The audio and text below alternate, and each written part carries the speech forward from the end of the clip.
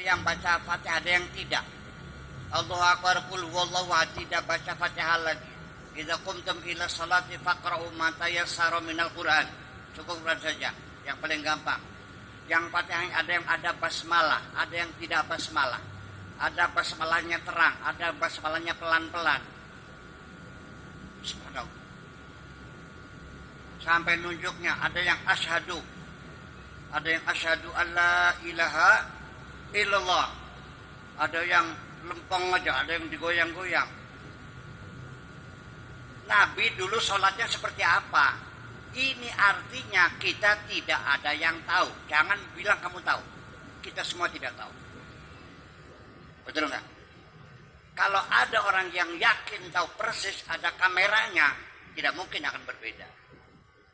Itu artinya bahwa Islam sekarang ini adalah sebagai Islam hasil pemikiran manusia. Makanya berbeda kalau pikiran manusia pasti berbeda. Kalau pikiran manusia agama bukan. Kalau pikirannya Allah, pikiran Rasul itu agama. Ya kan? Tapi kalau pikiran manusia namanya budaya. Jadi tidak ada alasan kita bertengkar berebut budaya. Ini bahwa satu, wa ma arsalnaka illa rahmatan lil alamin. Ini Rasulullah telah membuktikan kepada kita dengan sengaja Rasulullah tidak melakukan latihan sholat bersama. Rasulullah tidak memberikan penataran sholat. Rasulullah tidak pernah membuat penyeragaman sholat.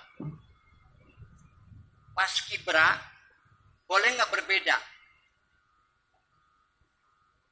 Ada yang hormat, boleh nggak gitu? Kenapa? Itu harus sama. Tapi dalam sholat tidak harus sama. Rasulullah tidak mengendaki sama.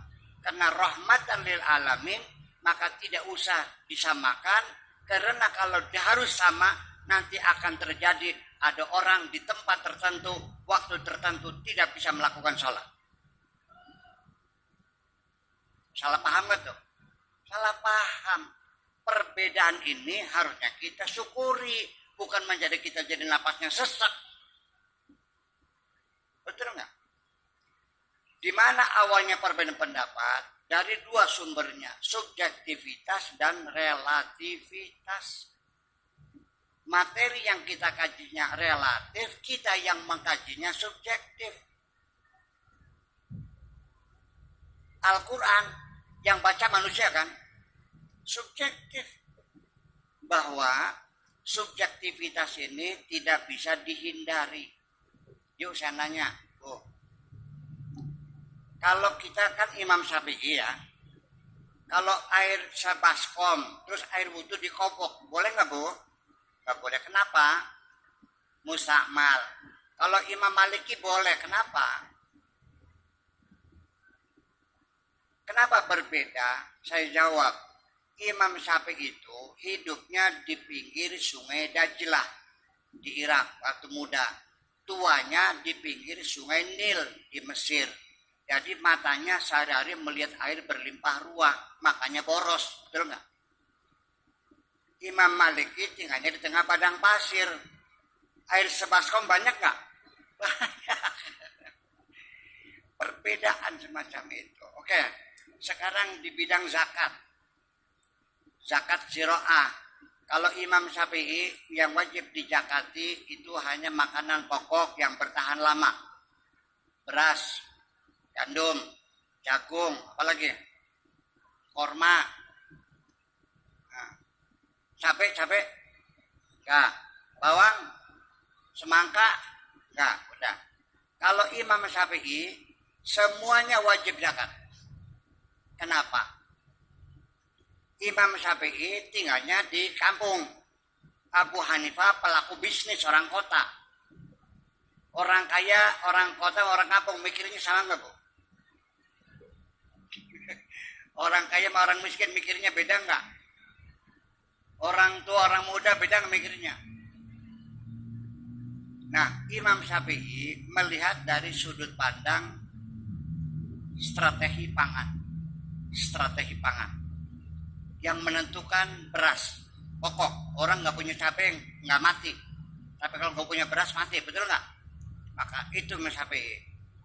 Abu Hanifah itu seorang pelaku bisnis, saudagar besar dia.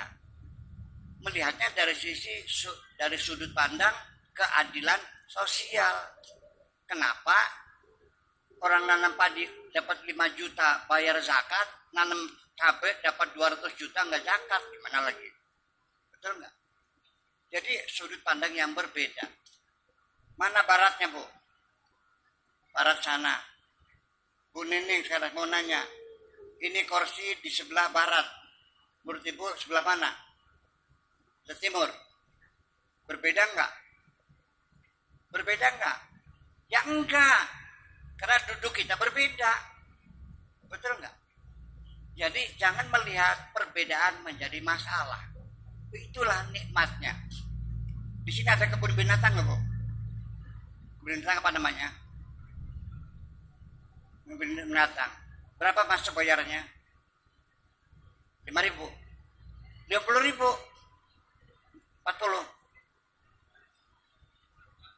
15.000. Saya sudah bayar 15.000.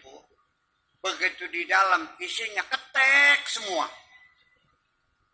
Tahu ketek? Kunyuk. Apa bahasa sininya? Kerak. Ketek. Ya ketek. Kebun binatang apa kebun ketek? Allah bikin warna kulit kita berbeda-beda. Kebun binatang ada kunyuk, ada kidik, ada cemerlang, ada kadal, ada buaya. Kan rame, enak kan? Allah juga bikin ada yang putih, ada yang hitam. Waja'alnakum syu'uban wa qabaila. Allah juga bikin min ayat istilahu alwanikum wa alsinatikum, beda bahasa, beda. Kan enak. Kok kenapa kamu jadi marah berbeda-beda? Berarti ada sesuatu yang kurang dalam pikiranmu. Kalau tidak menerima pluralitas, berarti Anda tidak jejak pikirannya. Setuju? Yuk sekarang kita jangan pernah ingin sama. Mustahil terjadi. Allah tidak mau. Allah menghormati pluralitas. Yang penting bagaimana kita merawat pluralitas sebagai kekayaan bangsa Indonesia ini. Terima kasih.